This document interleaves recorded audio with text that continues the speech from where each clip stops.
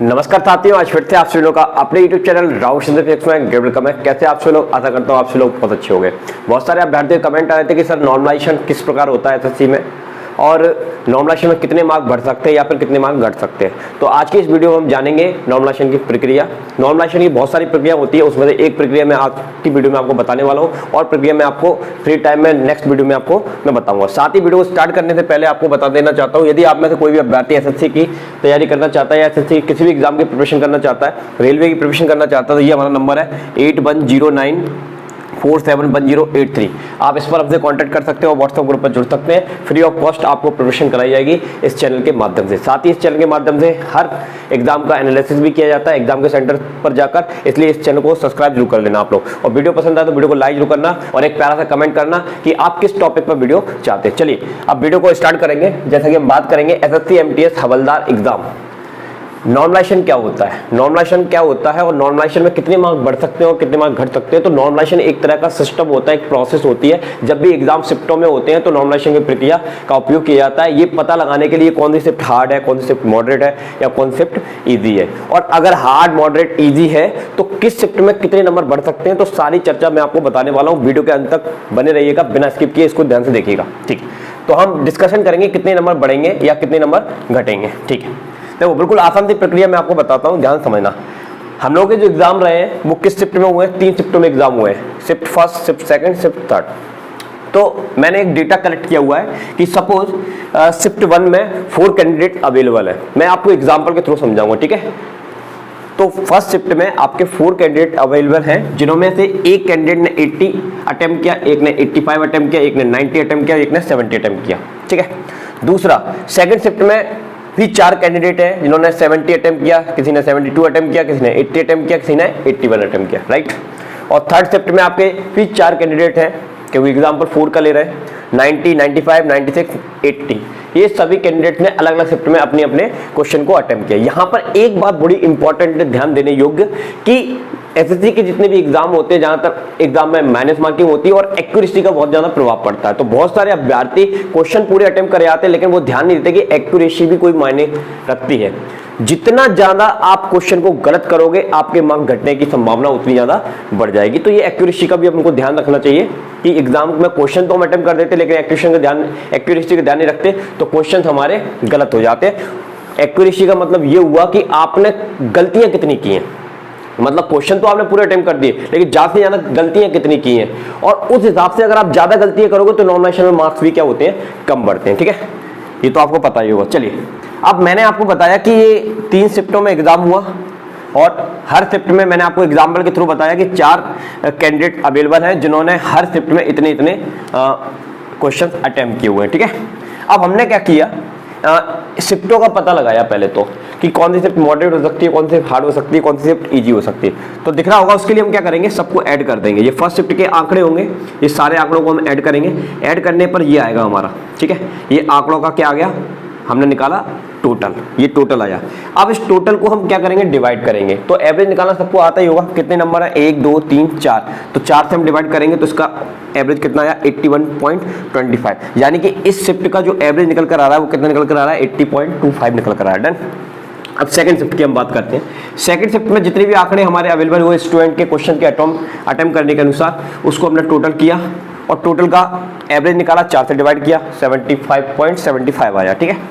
Shift third की अगर हम बात करें, इसमें 4 कैंडिडेट ने जितने क्वेश्चन अटेम्प्ट किए उनका टोटल ये आया और 4 से डिवाइड किया, तो ये आपका क्या आ गया, एवरेज आ गया थर्ड शिफ्ट का। तो तीनों शिफ्ट के सबसे पहले क्या निकाले जाते हैं, आंकड़ों के आधार पर टोटल करके उनका एवरेज निकाला जाता है। तो अब आपके पास तीनों शिफ्टों का एवरेज अवेलेबल है। फर्स्ट शिफ्ट का 81.25 है और सेकंड शिफ्ट का 75.75 है और थर्ड शिफ्ट का आपका कितना है, 90.25 है, ठीक है। इससे क्या पता चलेगा, इससे आपको ये पता चलेगा कि कौन सी शिफ्ट हार्ड है, कौन सी शिफ्ट मॉडरेट है, कौन सी शिफ्ट इजी है। फॉर एग्जाम्पल इस एग्जाम्पल के थ्रू आपको लग रहा होगा कि देखो यहाँ पर 90.25 एवरेज आ जाए, तो इसका मतलब ये वाली शिफ्ट कैसी होनी चाहिए, आपकी इजी होनी चाहिए। तो ये शिफ्ट आपकी क्या हो गई, इजी हो गई। ये वाली शिफ्ट आपकी इजी हो गई और दिख रहा है 75 और ये 81, तो ये वाली शिफ्ट आपकी क्या हो गई, हार्ड हो गई, ठीक है। और इस शिफ्ट की बात करें तो ये वाली शिफ्ट कैसी हो गई, मॉडरेट हो गई। कैसी हो गई, मॉडरेट, ना ज़्यादा हार्ड ना ज़्यादा इजी, मतलब मॉडरेट हो गई कुल मिला के ये है। बट आपने जो एग्जाम दिए हैं मोस्ट ऑफ द शिफ्ट ज़्यादातर आपकी कैसी रही है, मॉडरेट रही है या फिर ईजी रही है कई बच्चों के लिए, ठीक है।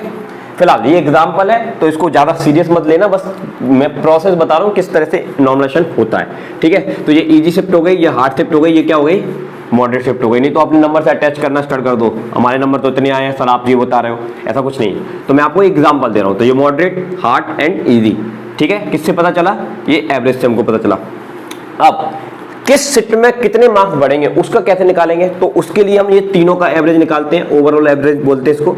अब ओवरऑल एवरेज निकाला और 3 से डिवाइड किया, वो कितना आ गया, 82.41 आ गया। ये हमारा ओवरऑल एवरेज है हर शिफ्ट का, ठीक है। अब हम क्या करते हैं, इक्विवेलेंट करते हैं, ये वाले एवरेज को इन सभी शिफ्टों से हम क्या करते हैं, कंपैरिजन करते हैं। क्या करते हैं, कंपैरिजन। अब आप देख रहे होंगे यहाँ पर 82 है और यहाँ पर क्या है 81 है, तो इस शिफ्ट में और इस शिफ्ट में कितने का डिफरेंस है ओवरऑल एवरेज से, तो 1 का डिफरेंस है। तो इस शिफ्ट में सभी अभ्यर्थियों के एक ही नंबर, एक एक दो नंबर क्या हो जाएंगे, इंक्रीज हो जाएंगे। क्या हो जाएंगे, इंक्रीज हो जाएंगे। अब यदि हम बात करें इस शिफ्ट की, तो इस शिफ्ट में देखेंगे 82 से लेकर यहाँ पर कितने का डिफरेंस आ रहा है, 75, लगभग 7 से 8 नंबरों का डिफरेंस आ रहा है। तो इस शिफ्ट में सभी अभ्यर्थियों के 7 से 8 नंबर बढ़ना प्रारंभ हो जाएंगे, जबकि ये वाली शिफ्ट में कितने नंबर बढ़े, 1 से 2 नंबर बढ़े, और ये वाली शिफ्ट में ज्यादा नंबर बढ़े। क्यों, क्योंकि ये ओवरऑल एवरेज जो आया है ना, वो इस शिफ्ट का क्या है, ओवरऑल एवरेज से कम है, और जिसका एवरेज ओवरऑल एवरेज के नियरेस्ट होता है उस शिफ्ट में नंबर कम बढ़ते हैं, ठीक है। उस शिफ्ट में क्या करते हैं, नंबर कम बढ़ते हैं, राइट।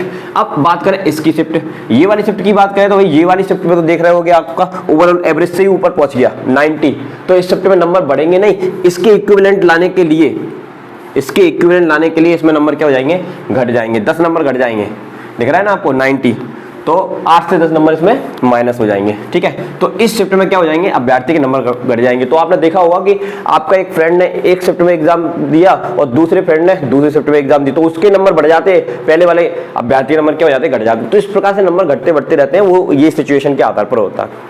अब बात आती है कि कितने नंबर बढ़ेंगे या कितने नंबर घटेंगे, तो ये कोई नहीं बता सकता कितने नंबर बढ़ेंगे या कितने घटेंगे। लेकिन जहां तक एसएससी में 7 से 8 के आसपास नंबर क्या हो जाते हैं, इंक्रीज हो जाते हैं, ठीक है। और जैसे कैसे इंक्रीज होंगे वो मैंने आपको इसमें बताया। तो देखिए नंबरों का बढ़ना किस पर डिपेंड करता है, आंकड़ों पर डिपेंड करता है। वो आंकड़े किसके पास होंगे, यस एसएससी के पास होंगे। तो पूरा ओवरऑल इसको किसके पास होगा, एसएससी के पास होगा। तो वही ये डिसाइड कर सकता है कि कितने नंबर बढ़ेंगे या फिर किस शिफ्ट में कितने नंबर घटेंगे। ये किस पर डिपेंड करता है, आंकड़ों पर डिपेंड करता है। और आंकड़ों का एनालिसिस जो होता है वो मैंने आपको इस एग्जाम्पल के बेसिस पर समझाया। आशा करता हूं आपको समझ में आ गया होगा। यदि ये वीडियो पसंद आया हो तो वीडियो को लाइक जरूर करना, और चैनल पर नए हो तो चैनल को सब्सक्राइब करना, और सभी लोग हमारे इस व्हाट्सएप ग्रुप से जुड़ जाना 8109471083। इस पर आपको अपडेट भी मिलता रहेगा, हर वैकेंसीज का एनालिसिस भी मिलेगा, और साथ ही आपको स्टडी भी कराई जाएगी। ऑनलाइन क्लासेस में स्टार्ट करने वाले हम लोग। तो जस्ट संडे के दिन हम लोगों ने 5 बजे रेशियो एंड प्रोपोर्शन की महामैराथन रखी है, जिसमें बिल्कुल बेसिक टू एडवांस लेवल का आपको रेशियो एंड प्रोपोर्शन पढ़ाने वाला हूं मैं। बहुत ही शानदार क्लास आएगी, सभी लोग उसको अटेंड जरूर करना। चलिए मिलते हैं नेक्स्ट क्लास के साथ। जय हिंद, जय भारत।